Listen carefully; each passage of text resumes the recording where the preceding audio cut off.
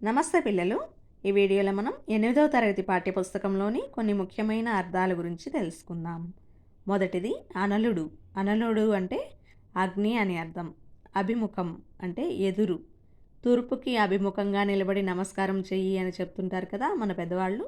దాని అర్థం తూర్పుకి ఎదురుగా నిలబడి నమస్కారం చెయ్యి అని. అనిర్వచనం అంటే మాటల్లో చెప్పలేనిది అని అర్థం. అమరులు అంటే దేవతలు.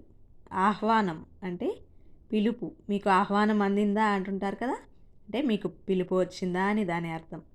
ఇడుములు అంటే కష్టాలు. ఎరుక అంటే తెలుసు అని అర్థం. కంఠీరవం అంటే సింహము. కరి అంటే ఏనుగు. కాన అంటే అడవి అని అర్థం. ఖగము అంటే పక్షి. చవి అంటే రుచి. చవి చూడడం అంటుంటారు కదా, అంటే దాని అర్థం రుచి చూడడం అని. జిహ్వ అంటే నాలుక.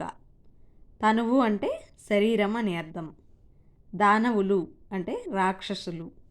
నయవంచన అంటే నమ్మించి మోసం చేయడం. పవనం అంటే గాలి.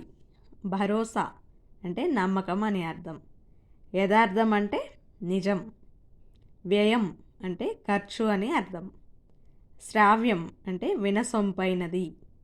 సహస్రం అంటే 1000. సహస్రనామాలు అంటుంటారు కదా, అంటే 1000 నామాలు అని దాని అర్థం. ఛానల్ని సబ్స్క్రైబ్ చేసుకోండి పిల్లలు. ధన్యవాదం.